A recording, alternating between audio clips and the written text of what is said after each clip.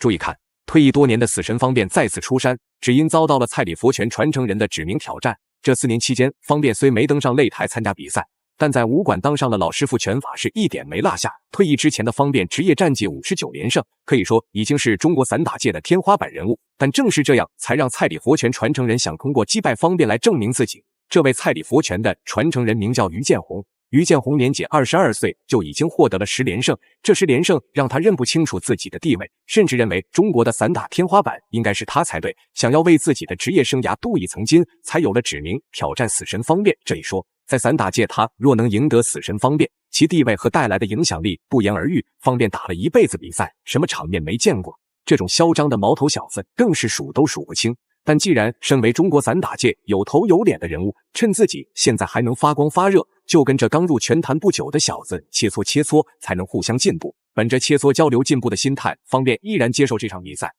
让他一复出便是万众瞩目。37岁登上擂台，用自己的身体力行诠释着什么叫搏击精神。好了，咱们废话少说，让我们去看看死神方便的精彩复出之战。还请各位帅哥美女长按3秒点赞，小编祝各位早日赚到100万。比赛正式开始。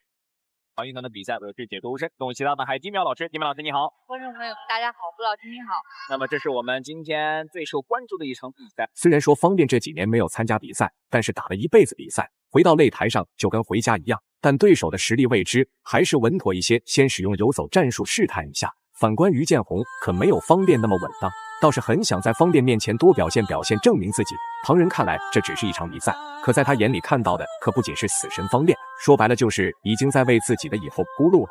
这场能打赢死神方便，那散打界的地位还不是稳稳当当。他只想让方便成为他的垫脚石，助他一臂之力。我们终于等到了这一场明星之战。是。那反观这个于建宏呢，是目前22岁，战绩29战22胜，然后56次 KO。可以看到方便老师他的身材完全没有因为这些年就是年龄的增长而改变。有人说这个就是之前我们也聊过啊，这方便老师其实是一个非常自律的人啊。对，就像这种被推的状态，他天天都是坚持着这个训练。尽管这几年方便没登上擂台，年纪跟于建宏比起来确实不占优势，但要知道，可不是什么人都能被称为散打天花板。退役之前的方便，不管是面对哪国的世界冠军都不带怂的，拿起拳套就是干。正是他这敢打敢拼不怕事的性格，再加上方便那极为灵活的游走稳妥的打法，也让他一举拿下59连胜。尽管是世界第一拳王马库斯到他面前也只能认输，其实力恐怖程度简直不敢想象，不说是一代神话也差不多。具有这样实力的选手，尽管退役多年，但内心对散打的热爱从来没停下过。从他的身形不难看出，方便平日里可从没停下来过锻炼，面对这次的挑战更是势在必得。拳很重啊，超三年这个大法，转身后蹬，对方划了一个高扫，方便比对方也是要高出4公分。这个感觉哇，这后手重拳打中了，有点晕，但是没有选择继续跟进，要慢慢的对打，也是友好的善意的笑了一下。于建宏被方便打得很是吃力，拿手的蔡李佛拳到了方便面前显得倒是不那么好使。反观方便面对面前的于建宏，深知于建宏的心气太高，敢于挑战，但实力确实有差距。方便心里有数，也没想着下手太狠，毕竟说到底都是自己人，切磋交流总是好的，认识到自己的不足之处才能进步。方便的格局不得不说确实是有，尽管这家伙赛前是看不起自己，想要站在自己头上的，还能有这样的格局，不愧是散打界的天花板人物，不管是战绩还是为人处事方面都做得够到位。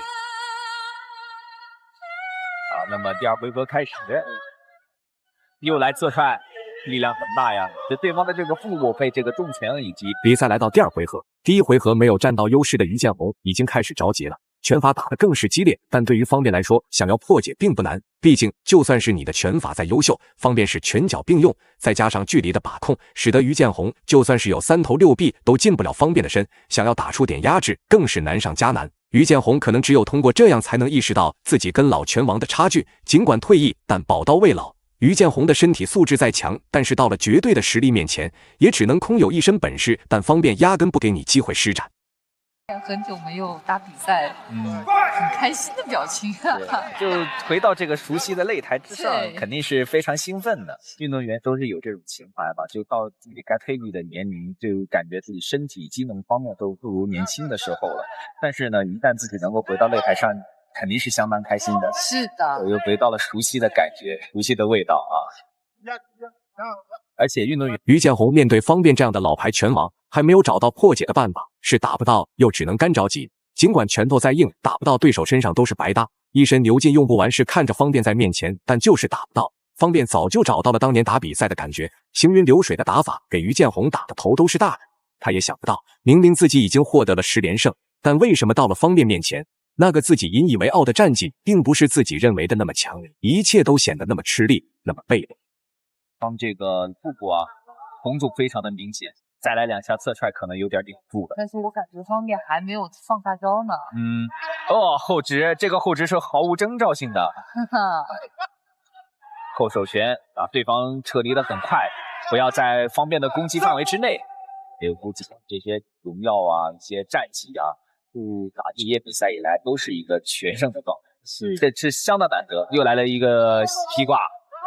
我真的是觉得方便老师打比赛来到最后一回合，这个时候的方便已经不急于扩大比分优势，只是想要保持现在的比分优势就行，已经是稳赢。毕竟方便的实力确实毋庸置疑，但体能确实不如这些小年轻，可不能本来好不容易扩大的比分优势，因为自己的体能跟不上了，让对手找到空隙反被拿下，可就得不偿失了。还是继续保持自己的稳妥战术。面对于建宏的进攻，方便再次拿出了自己的搂抱战术，这对于于建宏来说更是难打。一方面这个战术本就无解，另一方面其实是方便想要通过搂抱来缓存体力。整场下来，于建宏打的都是很被动，全都在跟着方便的脚步，这种感觉实在是难受至极。对，难得的机会。如果现在能够赢下比赛，那真的是太赚了，对于他来说。是的。方便还是经验非常老道啊，就对方要开始发起进攻的一瞬间，搂抱住了，利用规则将对方的这个进攻起也给完全压下来，不让他有这反击的机会。对。这前手摆拳打到了，又有一点晃。这个正能量跟正能也是有效。于建宏心里实在难受，但面对灵活的方便各走游走，心里只能干着急。心里虽然想着从方便身上获取些比赛点数，但要知道方便的59连胜可不是说说而已。想在这老油条身上获取比赛点数，无疑是根本不可能的事情。尽管现在的方便状态不是绝佳，但不管是什么时候，方便都不可能给他这个机会。一旦体能缓冲了些，方便就加大攻势，继续扩大比分；体能不太够，就搂抱缓冲，使得于建宏打得更是被动。可以说是方便想怎么打就怎么打。但尽管如此，于建宏也没想着退缩，毕竟不是所有人都能跟老牌拳王切磋，硬着头皮也要打。要知道，这场比赛给他带来的教训可比之前的那10场还要多。后手拳又来了，对，这个后手拳真的很不错。哎呀，继续摆拳打到这近距离内围的对拼的话，在死角里面甩过来的摆拳啊，方便还是没有看到，被击到了一次。哎呀，直接打这个前头摆拳。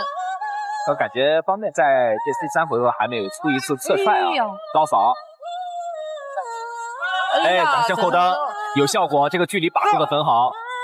整整3场的绝对压制，于建宏很是难熬，但也坚持了下来。面对方便，他打的尽管没有那么出色，但能坚持到底，不被 KO 就已经赢了绝大一部分选手。反观方便这场比赛又是稳赢，打得开心的不行。果然实力派选手不管是什么时候都是实力的证明。最后宣布比赛结果，方便以绝对压制赢得比赛，成功赢得60连胜。你认为这场比赛方便打得如何呢？欢迎评论区留言讨论，我们下期再见。